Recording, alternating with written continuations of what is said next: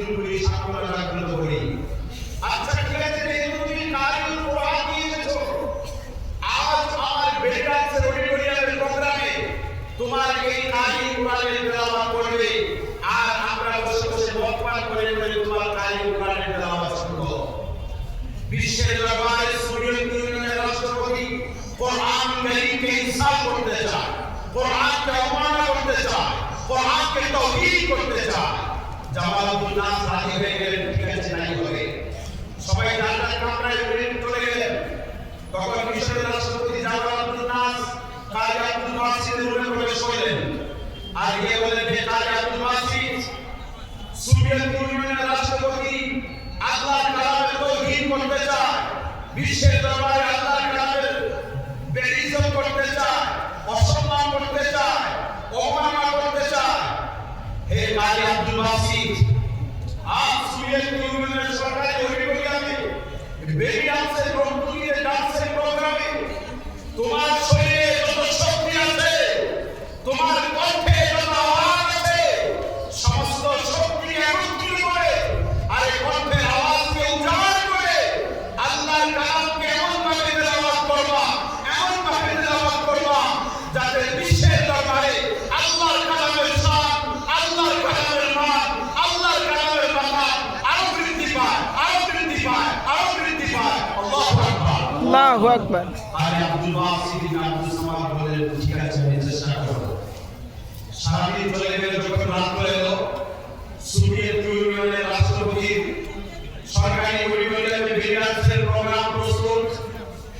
Soviet ইউনিয়নের রাষ্ট্রপতি এবং তার মন্ত্রী পরিষদের সদস্যরা মদের বোতল, মদের গ্লাস নিয়ে অডিটোরিয়াম গ্যালারিতে বসে বেরিয়ান্স শুরু। তখন কাজী আব্দুল বাসিত ইবনে আব্দুল বাসিত আস্তে আস্তে আস্তে আস্তে অডিটোরিয়ামে ঠিক মিডল পয়েন্টে যেখানে কোরআন তেলাওয়াতের জন্য লাইন রাখা ছিল ওখানে উপস্থিত হলেন, আর আল্লাহর জাতের উপরে তাওয়াক্কুল আর ভরসা করে আউযু বিল্লাহি মিনাশ শাইতানির রাজীম বলে যেমনি কোরআনুল কারীমের তেলাওয়াত শুরু করলেন, মুহূর্তের মধ্যে পুরো অডিটোরিয়াম স্তব্ধ হয়ে গেল। সকলে তাকায় তাকিয়ে রইল।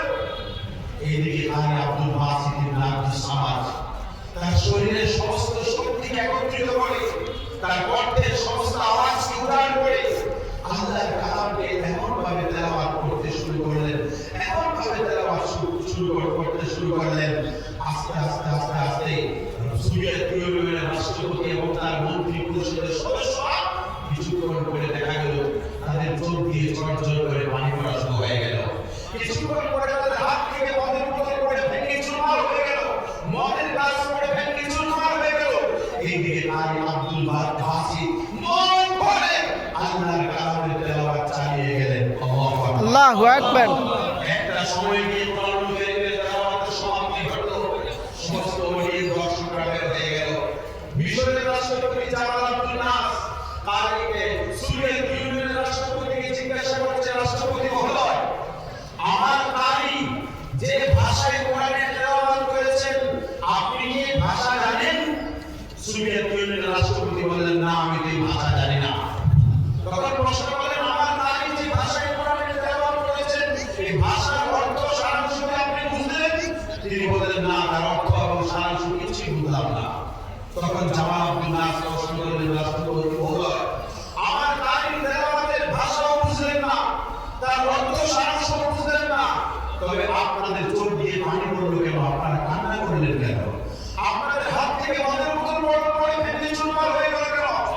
আপনাদের হাত থেকে মদের গ্লাস পড়ে ভেঙে চুরমার হয়ে গেল কেন?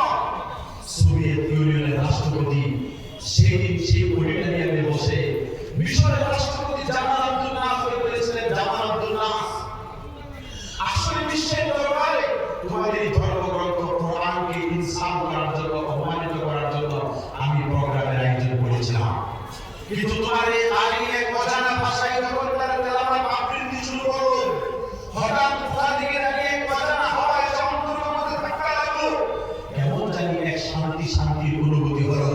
কখন আমরা কোথায় কোন জগতে কোন দেশে হারিয়ে গেলাম কিছুই বুঝতে পারলাম না। কখন কি কারণে চোখ দিয়ে পানি পড়া শুরু হয়ে গেল কিছুই বুঝতে পারলাম না। কখন কি কারণে হাত থেকে মদের বোতল, মদের গ্লাস পড়ে ভেঙে চুরমার হয়ে গেল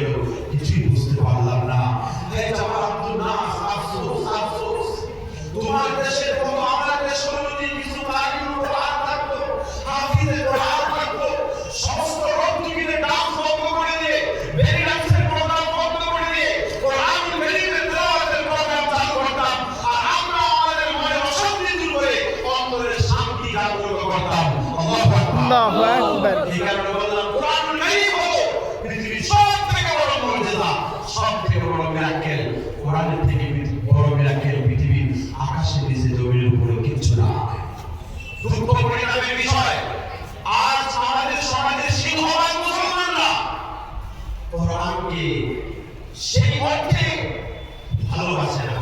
কোরআনকে মুসলমানরা সওয়াবের ফ্যাক্টরি বানিয়ে দিয়েছে। বাস আজ আমাদের সমাজে শিক্ষকরা মুসলমানরা কোরআনকে শুধুমাত্র সওয়াবের মাধ্যম বানিয়ে দিয়েছে। ব্যক্তিগত জীবন, পারিবারিক জীবন, অর্থনৈতিক জীবন, সামাজিক জীবন, রাষ্ট্রীয় জীবন, সামগ্রিক জীবন ব্যবস্থায় কোরআন কারীমকে পাথর বানাইতে চায় না। আর মুসলমান যতক্ষণ পর্যন্ত কোরআন কারীমকে তার নিজের জীবন ব্যবস্থার পরিপূর্ণ মাধ্যম বানাবে, আল্লাহর আসমানি ফয়সালা পরিবর্তন হবে না।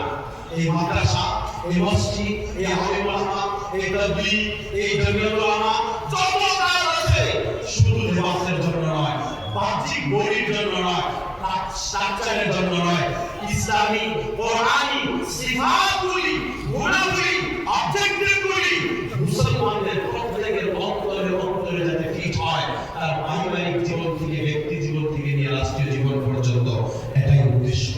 এই উদ্দেশ্য যদি বাস্তবায়ন হবে, আল্লাহর কসম, আল্লাহর ফয়সালা পরিবর্তন হবে। আল্লাহ কোরআনে ঘোষণা করে দিলেন, ইন্নাল্লাহা লা ইউগাইয়িরু মা বিকাওমিন হাত্তা ইউগাইয়িরু মা বিআনফুসিহিম। আল্লাহ পাক ততক্ষণ পর্যন্ত কোন জাতির ভাগ্য পরিবর্তন করবেন না যতক্ষণ পর্যন্ত ওই জাতি তার নিজের অবস্থান